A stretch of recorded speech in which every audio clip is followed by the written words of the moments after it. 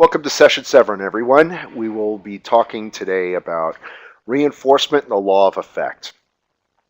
One of the things that I failed to discuss previously in Session 6 was the distinction between the law of effect as Thorndike described it and the law of reinforcement as Skinner described it. Recall that for Thorndike, the idea here is that you take a cat that's been food deprived and place it in a complex situation, a box, a puzzle that must be solved. And after a period of time, if there is some sort of an environmental event outside of that box that will change the probability of the cat's behavior in terms of getting out of the box. That is, the cat will get out of the box faster and faster and faster, and in doing so comes in contact with the food that is placed on the plate just outside the box. For Thorndike, he believed that this learning process was an indicator of something else happening. That is, something happening inside the cat in which these foods were now changed, the quality of the food was changed to something called satisfiers, and that this behavior of getting out of the box was seemingly stamped in by these satisfiers. But it became a bit of a problem in trying to conceptualize what do we mean by satisfiers? And even more importantly, when we talk about a behavior being stamped in, what are we really talking about? Are we simply talking about some sort of like a punch stamp that's punched into the organism somewhere? Is it punched into somewhere in the cortex of the cat? And in particular, since we're probably talking about movement, because the cat is actually moving to get out of the environment, that it must be somehow stamped into the motor area of the cortex. All of these things become problematic when we try to trace the origins of all of these actions. For Skinner, he believed, as many of behavior analysts do, that the location of where the behavior takes place is not the critical variable here. The critical variable is the change in the probability of a response given a particular environmental condition. And he believed that that in and of itself was worthy of studying in behavior, and that became the basis of the experimental analysis of behavior. So we're going to be talking a great deal more about the idea of reinforcement, contingencies of reinforcement, reinforcing stimuli, and other things. And I happen to have here, thanks to my wife, she brought this in to me previously, one of my favorite reinforcers. I don't know if you can see that. The Oreo cookie. Love them. Always have and always will. Cookies could come close. Big cookies, small cookies. I could go anywhere in Boulder, Colorado to all the cookie stores and find lots of different kinds of cookies. But to me, nothing beats the very simple Nabisco Oreo cookie. And of course, if we have an Oreo cookie, there's only one other thing that must go along with that. And that would be my glass of milk. So I've got my reinforcers all set up here. I hope you do too. Please get out any kinds of foods that you would like to eat, any kinds of reinforcers that you would like. Okay, and I'm going to go ahead and freeze the camera, and we're going to go ahead and get started into this next section. Very good. Here's my trusty little pointer, and we are ready. Now I'm going to do something here. I hope this comes out okay for you folks, because you probably can't read it this size. So I'm going to go to a full screen here and show you something interesting. This is essentially a time scale in terms of the time in the origin of the Earth, which was about 4.5 billion years ago. And what I want to show you here, interestingly enough, to compare and contrast the origin of respondent behaviors versus the origin of operant behaviors. And as I mentioned to you before, when we're talking about respondent behaviors, certainly we note that one-celled bacteria back then, as well as today, exhibited signs of what could be called respondent behavior, and quite possibly respondent conditioning. We would not necessarily see anything that would resemble operant behavior because, as we mentioned before, one of the features of operant behavior is that it involves the movement of striated muscles, that is, muscles along joints and bones. So if we're looking at operant behavior and defining it as such, we would have to say the origin of operant behavior begins when we first start seeing vertebrates right around here. Okay, going from this stage to this stage right around here. So in theory, if we note that the origin of the Earth was 4.5 billion years ago, we note that probably the first time that we saw respondent behavior on Earth was probably 3.5 billion years ago, and we note that operant behavior really requires some degree of movement by striated muscles, which was about maybe 500 million years ago. We could safely say that respondent behavior had about a 3 billion year jump on operant behavior. That's quite a jump. Okay, let me see if we can get back here to the picture and go to from full screen. Yeah, I'm getting pretty good at doing this, aren't I? Okay. Let's go ahead and move on, and let me show you something else. That as we became certainly more sophisticated, you see here what are typically called civilizing events. Events which actually built upon previous behaviors, and as we did this, we became more creative at discovering more and more types of inventions, and we define these as civilizing events. And take a look at some of these, what they involve. These are really, when we talk about civilizing advance and advances in civilizations, what we're really talking about are advances in operant behavior. Things that we've been able to do to master our environment, to live better lives, longer lives, and of course what we have here, one of the big ones being language. We consider language very much operant behavior, shaped and maintained within our lifetime. And we certainly see many of these other things that we were able to, baking and boiling, unleavened bread, using a wheel, using a sword, discovering the use of elements, coal, iron, that they could be used for other things in the for shelter, for weapons, as tools. We certainly see down here that we could have coal as fuel, glass blowing, magnifying glass, and all of these things that we see here, all the way from fire sustaining way back when, all the way down the list, to the point that we see currently some of the newer inventions today. Quite remarkable. Even within our own lifetime, we see changes in operant behavior, if you think about it. That is, way back when we started first using personal computers, back in the 70s, 80s, and 90s, we were all using typewriters and typing these real long strings of commands, you know, C:\\, and these very elaborate things to move around. Nowadays, with Windows and being able to actually use a mouse and being able to use this, if you think about this, this is a change in operant behavior. Instead of having to simply type out all your commands, now you could just simply drag, click, paste, and so on. Quite remarkable. And think about this. That change was really a change of maybe a span of about 5 years that we're talking about here, that now everybody uses it. Nobody ever bothers to embed commands anymore. Everybody cuts and pastes. All right. So again, these are advances in operant behavior that we certainly see. Let's go on.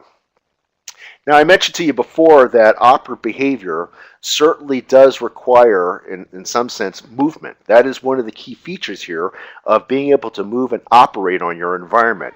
But here in this particular example, what you see here is even paramecium, which are able to, without striated muscles, they are capable of movement. And what you see here is the number of trials on the x-axis and the number of paramecia that actually congregate to an area on a particular plate. And what you can see here is that when you don't have reinforcing kinds of foods or types of substances on that plate, you get undifferentiated kind of behavior across the trials. But when you now actually place certain kinds of nutritional items on that food plate, you start seeing movement by the paramecia all the way into that region again and again and again. So you are actually seeing the process of reinforced behavior, operant behavior here, okay, actually happening. But again, we're talking movement, and we're not talking necessarily about striated muscles, which are much more conspicuous forms of operant behavior. So when we talk about reinforcement, we must talk about first contingencies. And a contingency simply describes the conditions under which particular responses may or may not produce particular consequences. That is, you engage in a behavior, and after you behave, there may or may not be a consequence to your behavior. Okay? We usually specify these contingencies in terms of probabilities. That is, given a response X, what is the probability of probability event Y? Is it a 1.0 probability, which would mean is that every time there was a response, there will always be a type of consequence, and if there is no response, there is no consequence. In other words, the consequence depends upon behavior. We call those dependencies. Dependencies are simply contingencies that are 1.0. A response must occur for the consequence. If no response, no consequence, and the probability is 1.0. When we talk about reinforcement, we could talk about it in terms of what we call an operational definition, in which we say a response produces a presentation of a positive reinforcer, or a response produces the termination of a negative reinforcer. That is, a behavior produces something, or a behavior removes something from the environment.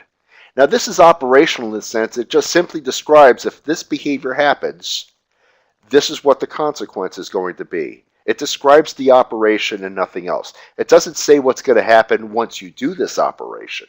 And we're going to come and talk about later on schedules of reinforcement, which are actually formal operational specifications of contingencies of reinforcement. But in this situation, we just simply say when the behavior happens here, here will be the consequence over here. And that's all that really describes. That is, it says that a response produces a consequence. An operational definition also says is that the response occurs more often than when it does not produce the consequence. So I'm going to show you an example of that in a second. When we actually run this procedure, we see the behavior happen, and now we provide a particular kind of a consequence, and we see an increase in the frequency of that response.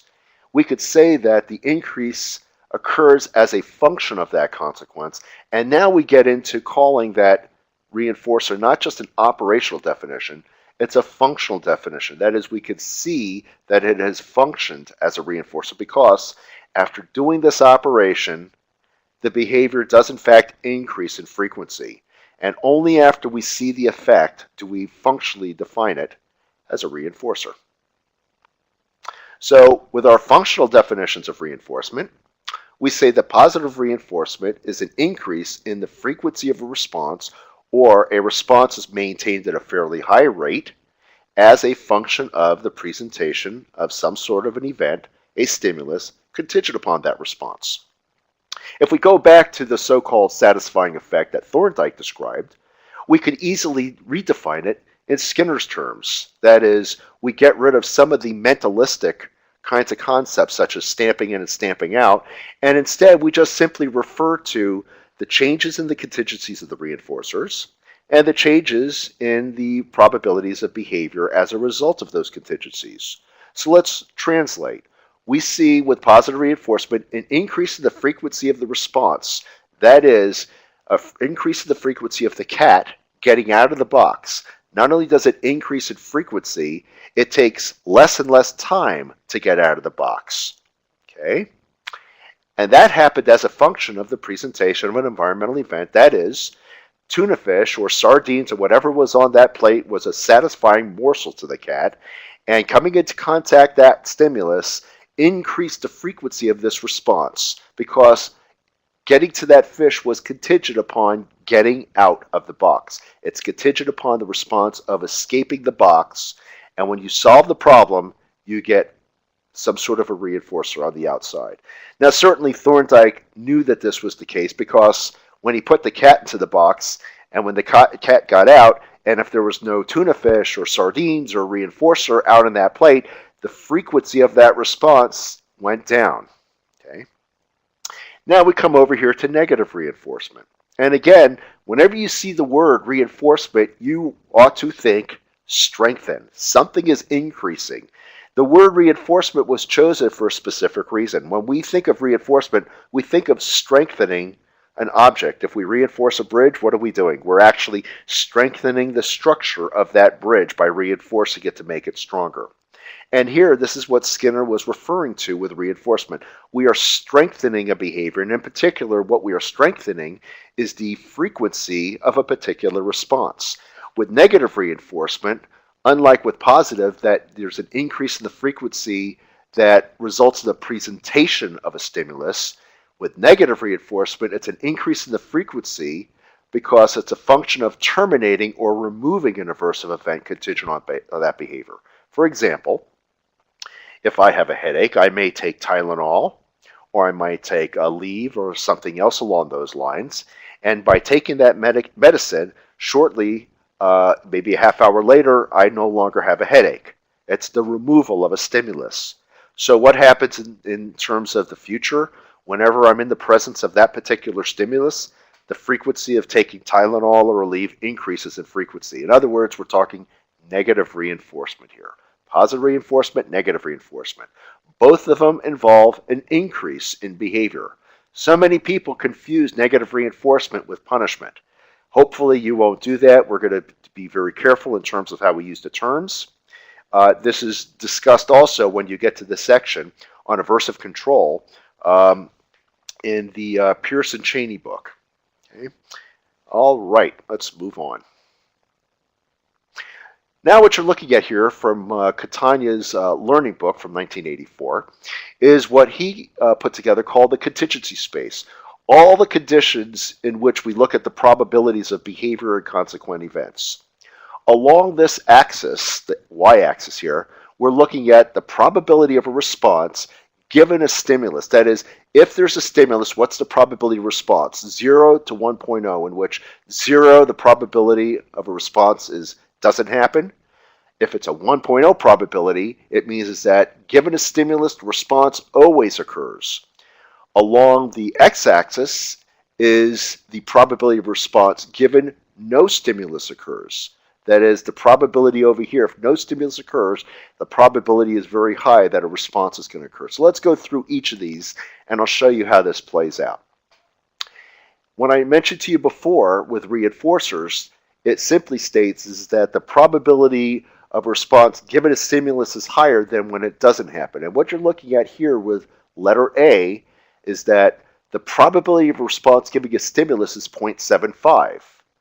What's the probability of that same response when there's not a stimulus? Well, if you track it over here, it's 0.5. So 50% of the time there's no stimulus here, you're going to get a behavior. But 75% of the time that a stimulus is present, you get a response.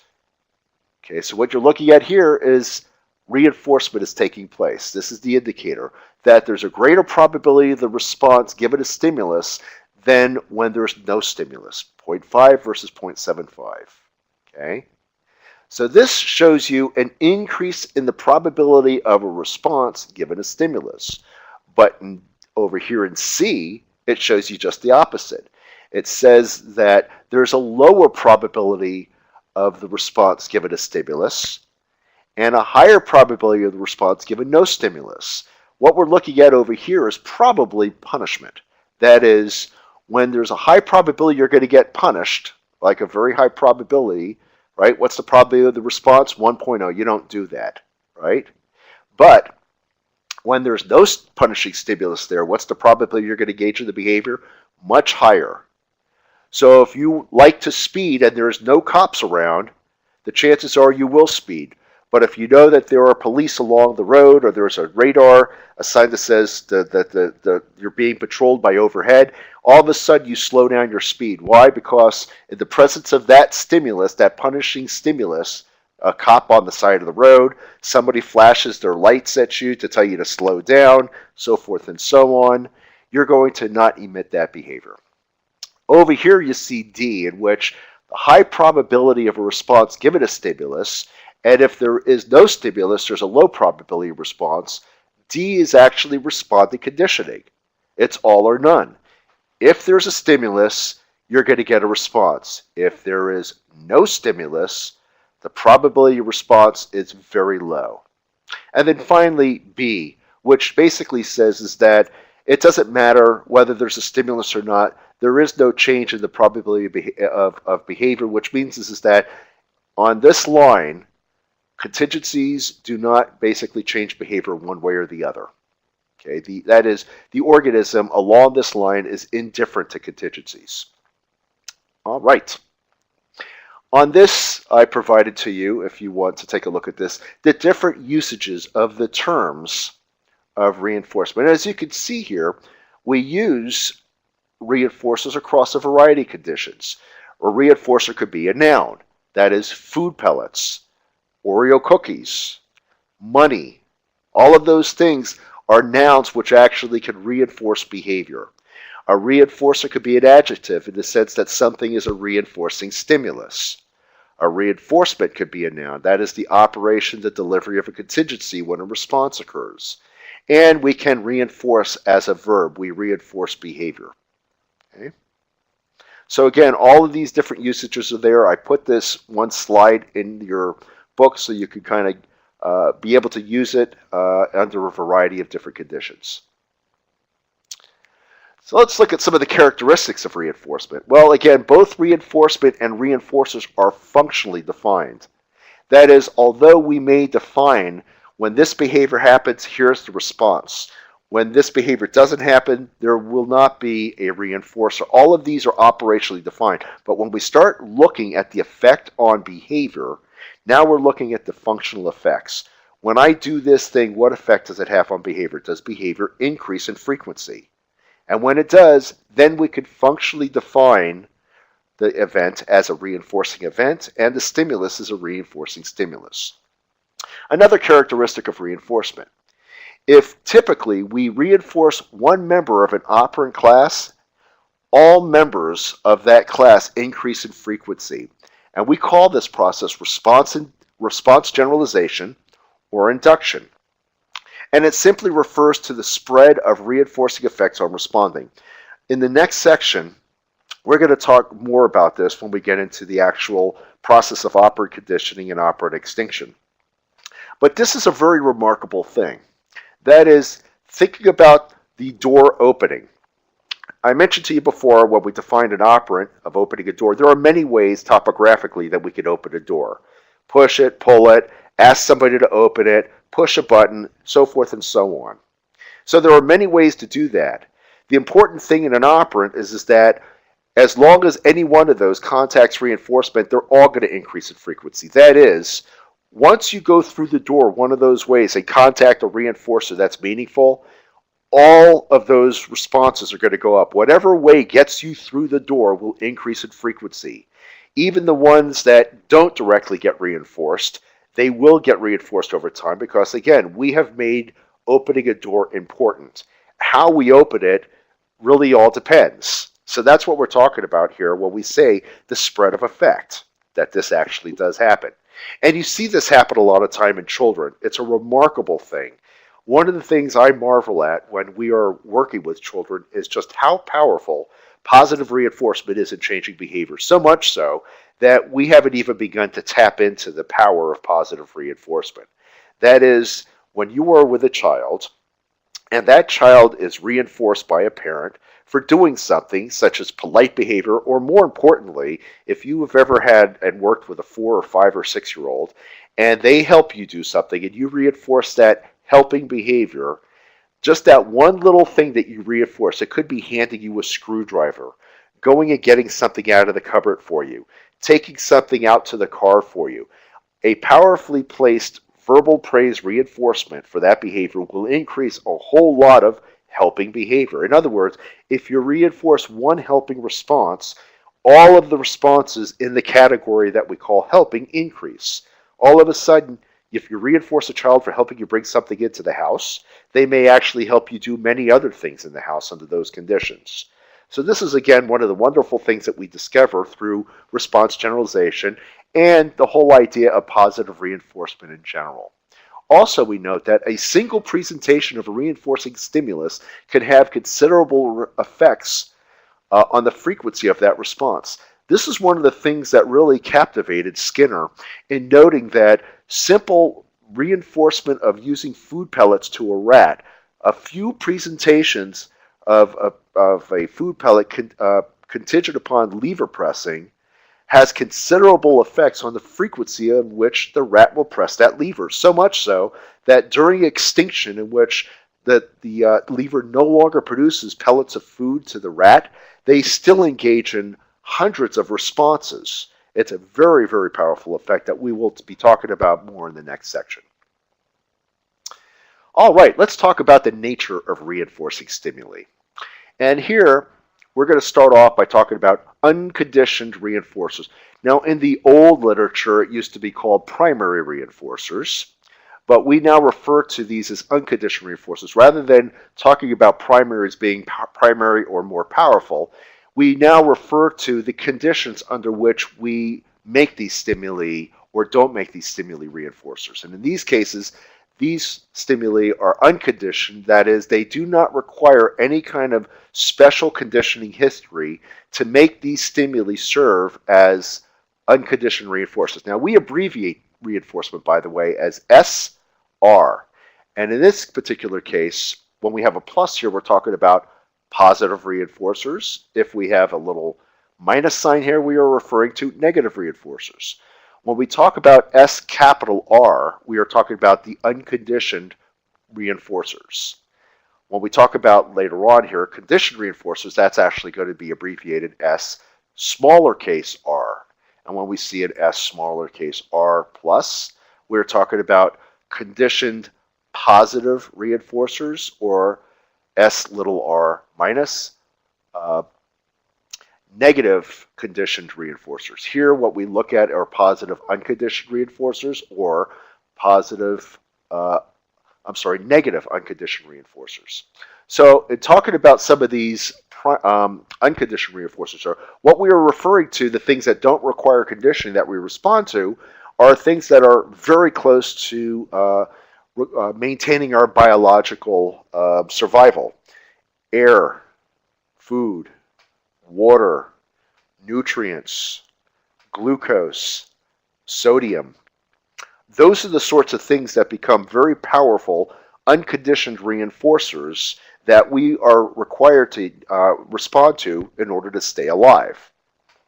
Now, in this category of also unconditioned reinforcers, we could also talk about other things which are chemically involved in our survival too. For example, certain kinds of drugs can serve as unconditioned reinforcers. Namely, cocaine is one of those. Nicotine can be.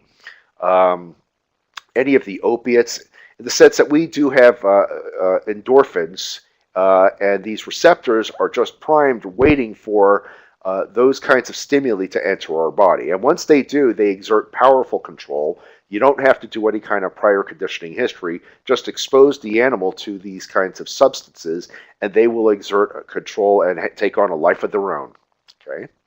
Now, we oftentimes talk about other kinds of unconditioned reinforcing stimuli. I mentioned to you food. Fighting under certain circumstances can also be unconditioned reinforcers. That is, attacking and aggressing against an animal to remove aversive stimuli or competition from that stimuli, as well as fleeing, running away, getting away. Escape and avoidance can also be, under certain circumstances, unconditioned, in the sense that animals will move away from aversive stimuli without much training. They will do so automatically. Certainly also sexual contact can be considered to be unconditioned reinforcers as well. Again, these are the things that are required for our survival, and we do need to have sexual contact with others in order to be able to successfully reproduce and pass on our genes. So these are the main unconditioned reinforcers that serve as powerful motivators. We also have very powerful conditioned reinforcers. Conditioned reinforcers are stimuli that increase the frequency of responses they follow, but these do require that they have some history of being paired with unconditioned reinforcers, so that these will eventually take on properties and maintain behavior. For example, I mentioned to you that an unconditioned reinforcer is glucose. We must have glucose in our diet in one form or the other. Without glucose, we would not survive. So that would be the unconditioned reinforcer. The form that it takes, however, is the conditioned reinforcer. That is, how is the format that we take in the glucose into our bodies? What form is it? Is it in the form of sugar? Is it in the form of, again, an Oreo cookie? Certainly my favorite. It could be in the form of carbs. It could be in the form of many different other ways. It could be in the form of beer, and so on. How do we take in our sodium? Because we do need sodium and maintain certain sodium levels in order to survive. But how is that sodium taken in? Is it taken in naturally through the foods that we are exposed to, or do we have too much sodium in our diets, for example, from salted pretzels, peanuts, and so on? And in fact, part of the problem that you see in our species is the foods that we have are actually loaded with way too much sugar, way too much sodium. And why might that have come about? Well, we certainly need these food substances for our survival, but it's actually the tastes themselves that have actually served as now conditioned reinforcers. And those conditioned reinforcers are so prevalent and so powerful that they will use them in food items to increase the frequency of people eating them, purchasing them, and so forth. So much so that you probably have way too much sodium and glucose in your diet, which is one of the reasons why we have health problems in our society today. Many of the problems we have, many can be actually linked to just way too much conditioned reinforcers in our life, an overindulgence in the conditioned reinforcers that seem to have gotten away from the unconditioned reinforcers.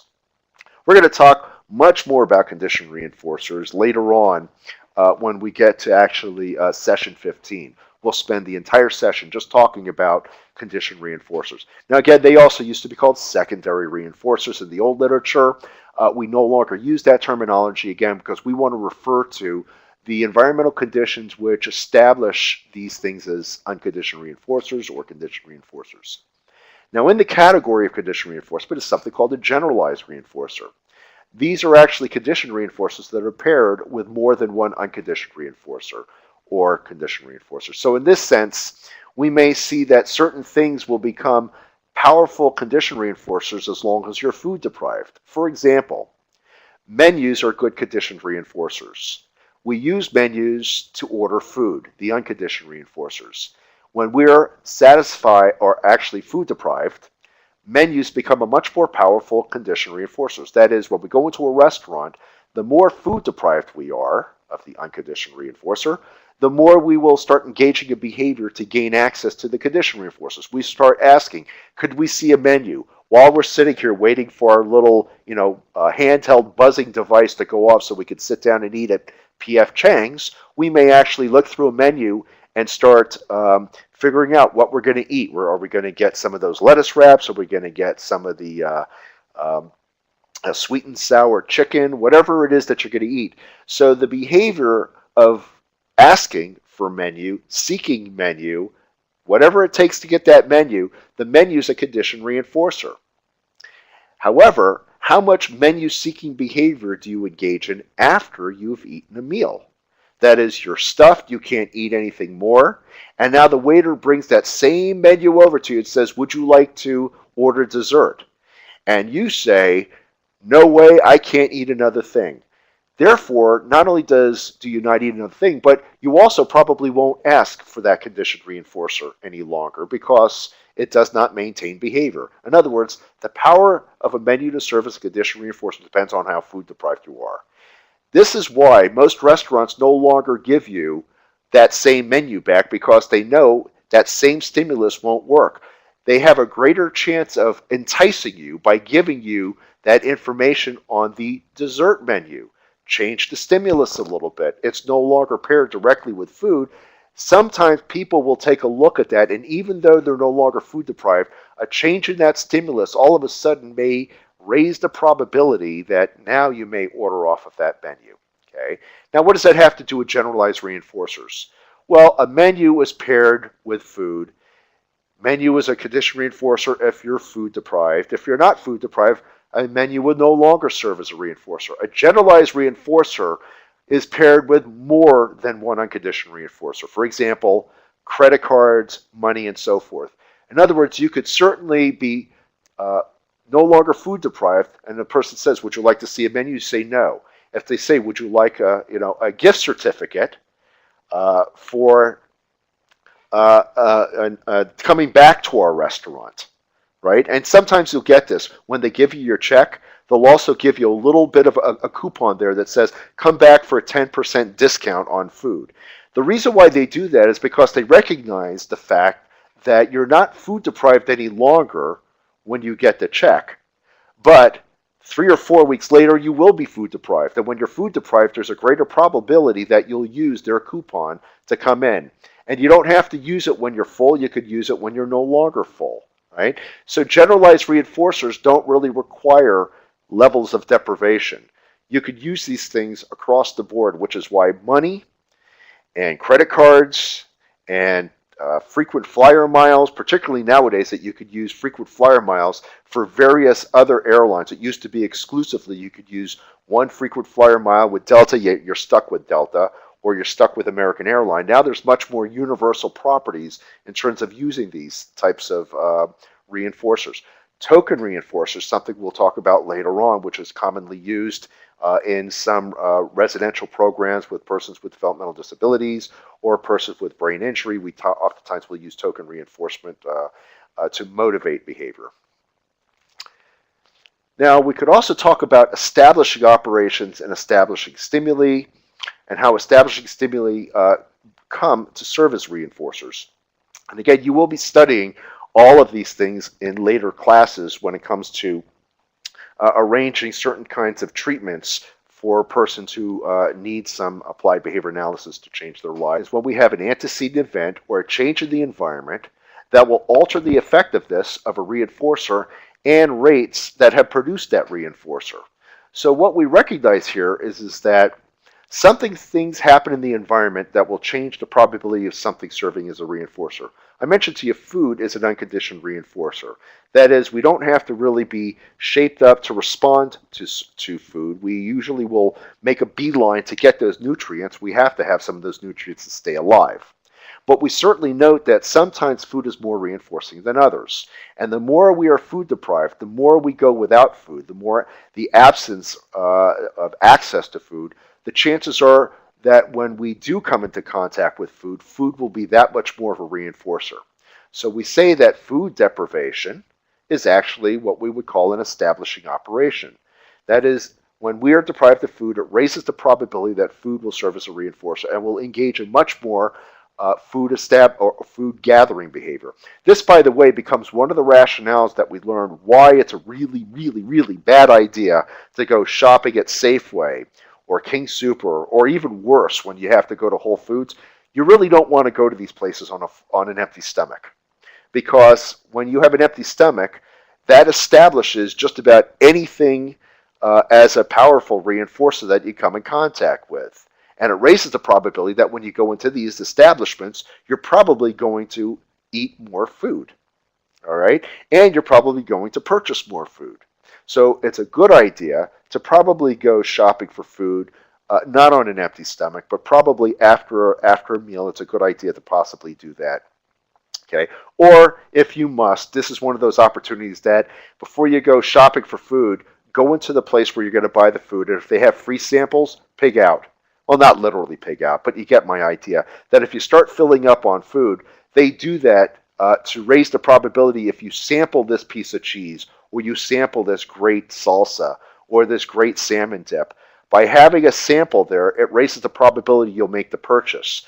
But that also works against the company too, because the more of those samples that you eat, it depends on where they're placed. At the beginning of the store, you're going to pig out on a lot of those things, so that by the time you get to the very back of the store, you're probably already filled, so that when you get to those samples, those guys who have those samples out there have less probability you're going to buy it, because you're already satiated on food and you're no longer motivated to buy anything, especially their food. Okay. Case in point, if you're ever in the food industry and you are going to have your food product put into a store, make sure it's at a place where customers hit it first, not last. Okay. All right. Then we come to establishing stimuli. And we say that establishing stimulus is a stimulus that alters the effectiveness of some object or event as a reinforcer and simultaneously alters the momentary frequency of behavior that has been followed by that reinforcer. When you go to a restaurant, and one of the restaurants I might have mentioned that I like to go to, I like going to diners, and this is one restaurant that my wife hates to go to, but I like. It's called Gunther Tootie's. It's not the greatest food, but I could go there and kind of be a kid again and eat my favorite grilled cheese sandwiches and French fries and chocolate malts and so on.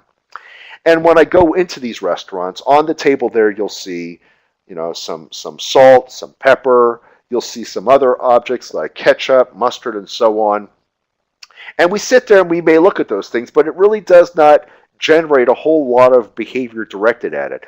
That is, I don't go into Gunther Tootie's and sit down and start manipulating the container, the squeeze bottle of ketchup. I don't pick up the salt and go, ooh, salt, isn't this interesting? I don't really play around with that much. However, all of a sudden, when my French fries arrive at the table, and I taste one of those French fries, and I note that, boy, this tastes a little bit of bland, all of a sudden, that same salt container now, or the ketchup container, now becomes established as a reinforcing stimulus based on what?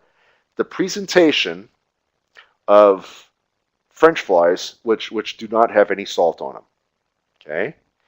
So what that means is that now that same salt or the ketchup now becomes a reinforcer. And if I have unsalted French fries in front of me and there is no ketchup or salt on the table, it also strengthens behavior which gathers or gains access to those things. I will now, raise my hand, ask the waiter, could you please bring over some ketchup and so forth. Bring over some salt to the table. Okay. All right. Let's move on. The Premack principle. Well, what can we say about the Premack principle except that it's probably one of the oldest principles of good parenting. Certainly my grandmother and my grandfather knew this principle well. It states that we note behaviors occur at high frequencies, behaviors occur at very low frequencies.